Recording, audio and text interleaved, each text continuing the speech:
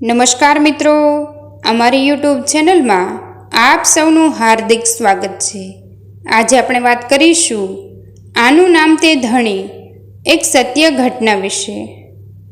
દિવાળીના નવા દિવસો હતા।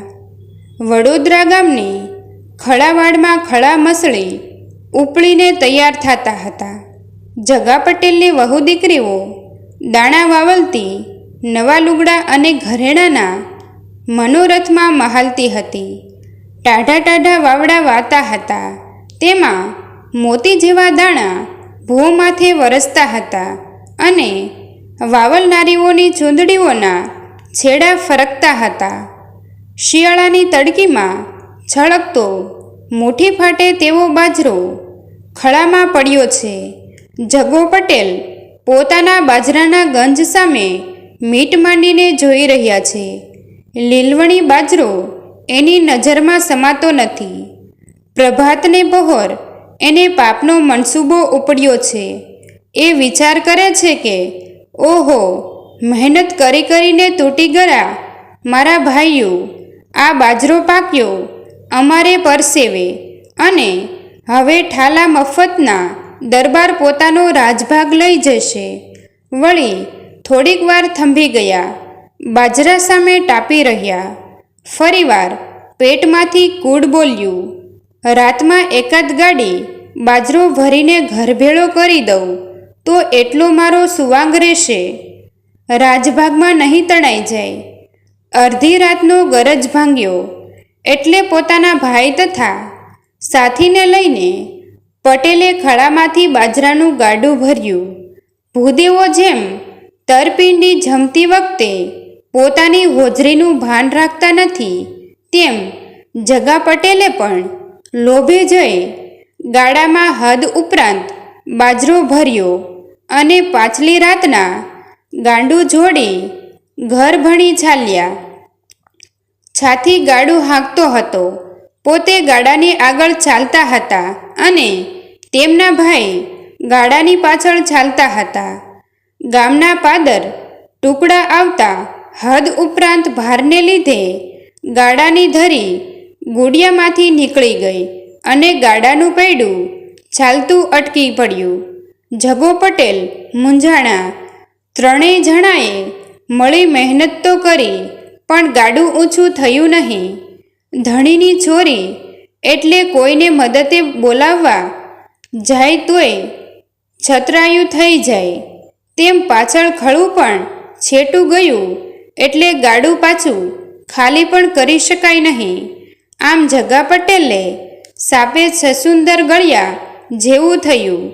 સવાર પડશે, અજવાળું થશે તો ફજેતો થશે એવી બીકમાં હાંફળા ફાંફળા થતાં જગો પટેલ કોઈ વટે માર્ગોની વાટ જોવા માંડ્યા હતા। એવામાં ઈશ્વરને કરવું તે એના જ દરબાર, જેની છોરી હતી તે ગજાભાઈ ગોહિલ જ પરોઢિયામાં પોતાના હંમેશના નિયમ પ્રમાણે જંગલ જવા સારું હાથમાં પાણીનો કળશો લઈ નીકળ્યા હતા। ટાઢ પડતી હતી એટલે દરબારે મોઢે બોકાનું બાંધેલું હતું। ફક્ત દરબારની આંખો જ બહાર તગતગતી હતી।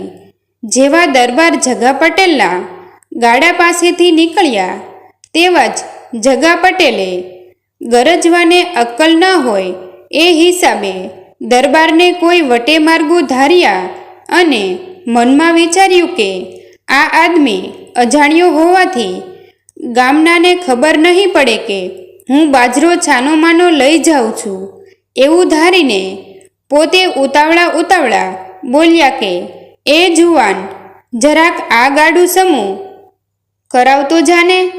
અંધારું, ગભરામણ અને દરબારે મોઢે બોકાનું બાંધેલ એટલે જગા પટેલે તો દરબારને ન ઓળખ્યા, પણ દરબારે જગા પટેલને ઓળખી લીધા। દરબાર સમજી ગયા કે મારા રાજભાગનો બાજરો આપવો પડે એ છોરીએ પટેલ છાનુંમાનું ગાડું ભરી લઈ જાય છે, પરંતુ દરબારે વિચાર કર્યો કે હું ઓળખાઈ જઈશ તો જગા પટેલ જેવો માણસ ભૂંઠો પડશે, શરમાશે, માટે પટેલ પોતાને ન ઓળખે એવી રીતે નીચું જોઈ ગાડાને કેળનો ટેકો દઈ પૈડું ઊંચું કરાવ્યું. એટલે પટેલ ધરી નાખી ગાડું ચાલતું કરી રાજી થતાં ઘર ભણી હાંકી ગયા હશે. હોય બિચારા રાત દિવસ ટાઢ તડકો વેઠી મહેનત કરીને કમાય અને સારો દાણો ભાળીને એનું મન કદીક બગડે તો એ શું થઈ ગયું, એ પણ આપણી વસ્તી છે ને. આમ વિચારતા વિચારતા દરબાર ચાલ્યા ગયા. આ વાત બન્યાને આશરે 1 માસ થયા હશે. દરબારના દરિયાઉ દિલમાં ઉપરની વાતનું ઓસાણ પણ નથી. એવે સમયે દરબારમાં મહેમાનો આવેલા. હવાલદાર મહેમાનો સારું ખાટલા ગોદડા લેવા જગા પટેલને ત્યાં ગયો. પટેલે હા ના કરવાથી હવાલદારે જગા પટેલને કાંઈ કડવું વચન કીધું. એટલે પટેલને રીસ ચડી. પોતે બોલ્યા કે મારે આવા દરબારના ગામમાં રહેવું જ નથી. હવાલદારે પણ તોછડાઈથી કીધું કે ત્યારે સિદ્ધને પડ્યો છો, તને ક્યાંય બીજે મળતું નથી, હાલ્યો જાને. એટલે જગા પટેલને પગથી માથા સુધી ઝાળ લાગી ગઈ. દુભાઈને રાતે ગાડામાં ઉછાળા ભર્યા. દરબારને આ વાતની કશી ખબર પણ નથી. પણ વળતે દિવસે સવારે દરબાર ડેલીએ ડાયરો કરી બેઠા છે. ત્યાં જગા પટેલ પોતાના બાળ બચ્ચા રાછ રસીલું અને ઢોરઢાંખર લઈ ગાડા ભરી ડેલી પાસેથી નીકળ્યા. ગામના માણસો એમને વરાવવા મનાવવા માંડ્યા. પણ પટેલ તો વધારે જોર કરવા માંડ્યા. દરબારને ખબર પડી એટલે દરબારે પણ ચોપાટમાંથી નીચે ઉતરી જગા પટેલને ખૂબ સમજાવ્યા અને કારણ પૂછ્યું. જગા પટેલે ખીંજાઈને કહ્યું કે દરબાર, અમારી વહુઓ આણામાં 2-4 ગોદડા લાવી હોય છે, તે અમે વેઠે કાઢી દઈએ. અમે ગાભા ઓઢીને આવી ટાઢમાં સૂઈ રહીએ તોય તમારો ત્રાણ દોડકોનો અમને હળબાવે ફફડાવે એ અમને નથી પરવડતું.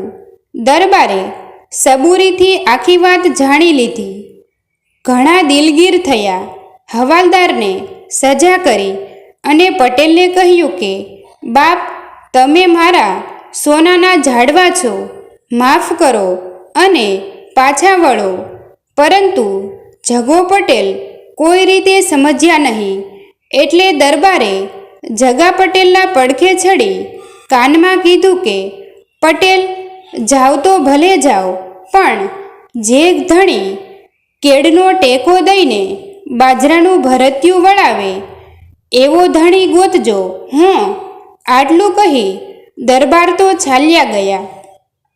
પણ અહીં પટેલના હાડોહાડમાં ધ્રુજારો છૂટ્યો. પટેલથી કાંઈ બોલાયું નહીં.